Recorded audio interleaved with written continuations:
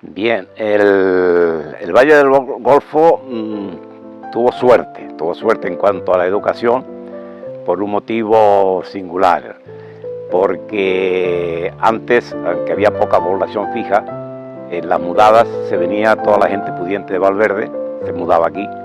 Entonces la zona del Hoyo, de la Plaza Candelaria, la Carrera, el Lunchón, las Lapas, era de gente pudiente de Valverde que se mudaban.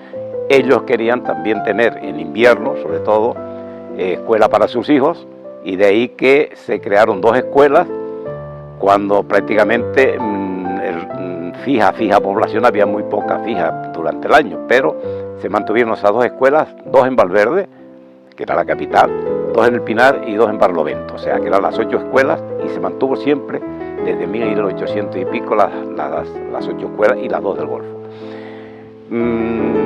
Por supuesto, las escuelas no estaban en Tigay, había menos población fija que cuando las escuelas estaban en las Lapas y en el Hoyo. Se alternaban de una escuela de niñas y otra de niños. Eso pasó muchos años hasta llegar, fíjate que estamos hablando después de 1920 y pico, es cuando se quedan otras dos escuelas en Merece. O sea que hasta esa época esas dos escuelas servían para los pocos que habían fijos aquí abajo, más los que se mudaban. Después se crean dos en Merece, con lo que hay 4, y cuando yo llego aquí, y ya en el año 69, no hay sino 4 escuelas unitarias, o sea que una de niños en el Hoyo, una de niñas en el Hoyo, una de niños en Merece y otra de niñas en Merece, con lo que era un follón para la educación, porque claro, tenías que tener un curso desde 0 hasta los 14 años, desde 6 a los 14 años. Entra en función la LOCSE, o sea, la ley, la DGB, y entonces ya se agrupan. Eso fue en el 72, se hace una agrupación escolar. Pero el problema de la agrupación escolar era que no había locales adecuados. Entonces se suprime la escuela del Hoyo y damos todos clases en la de Tigaray, que está al lado de la gasolinera. Habíamos 4 maestros aquí, en la zona del Golfo, una maestra en Los Llanillos, y en Sabinosa, que habían 2, una de niños, se suprime una y se deja una de niñas solamente en Sabinosa, de niños mixta. Pasan un par de años hasta que se empieza, la matrícula que teníamos, para que te hagas una idea, en ese tiempo eran de unos 120 alumnos en total, Sabinosa, Golfo, todos juntos, unos 120 alumnos. Eran los años malos, los determinados, de la inmigración que se había de Venezuela, de los años 60, entonces estaba esto, pues no había luz, no teníamos agua corriente, o sea, el Golfo estaba en una situación crítica. Llegan los años 70 y pico y se producen 2 fenómenos tremendos, espectaculares. La llegada de los palmeros, al cultivo de los plátanos, y el retorno de los emigrantes. Date cuenta que yo, mirando la matrícula, en los años de 70 al 80, aparecen matriculados 77 chiquillos nacidos en Venezuela, retornados, y 81 chiquillos nacidos en La Palma. O sea que entonces se aumenta la matrícula, y cuando se termina el colegio de GB en el año 77, que era de 8 unidades, no cabían.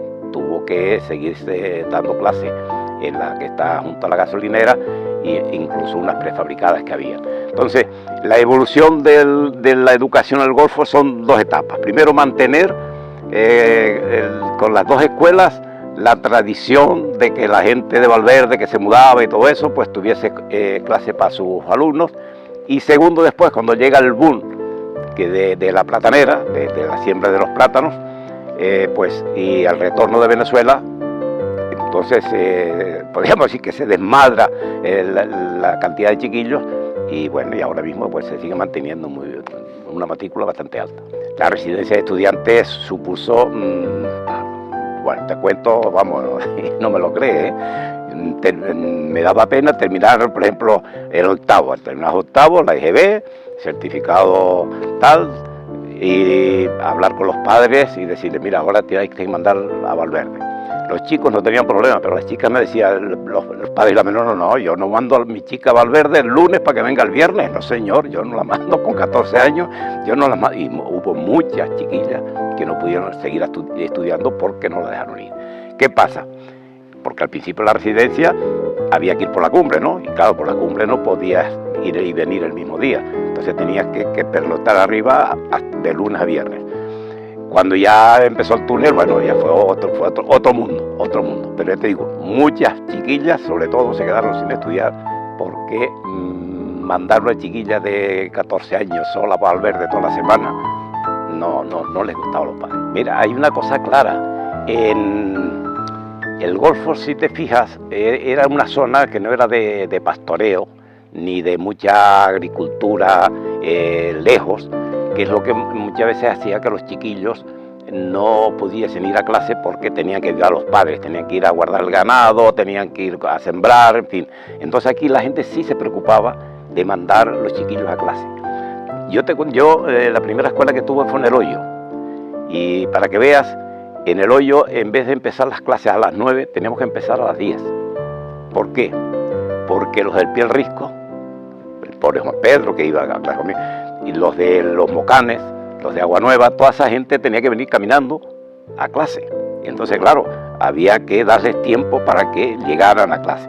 Y no te digo un poco antes porque cuando yo empecé ya había un pequeño comedor escolar, pero antes que venían de las puntas, caminando, había clase en esa época, no te olvides también que era clase por las mañanas y por la tarde, entonces traían su cacerola con su comida de mediodía, iban a clase por la mañana, después se quedaban allí en la escuela, comían y volvían a clase por la tarde y caminando otra vez para las puntas, o sea que era un sacrificio. Y la gente lo hacía, la gente mandaba a los chicos a clase. De hecho, si tú coges ahora mismo todos los chicos que ya son padres y muchos abuelos de los que les di clase, verás que eso que ha montado sus negocios, tiene su empresa de construcción, o sea, que se han defendido porque fueron a clase y bueno, y aprovecharon lo poco que le enseñamos.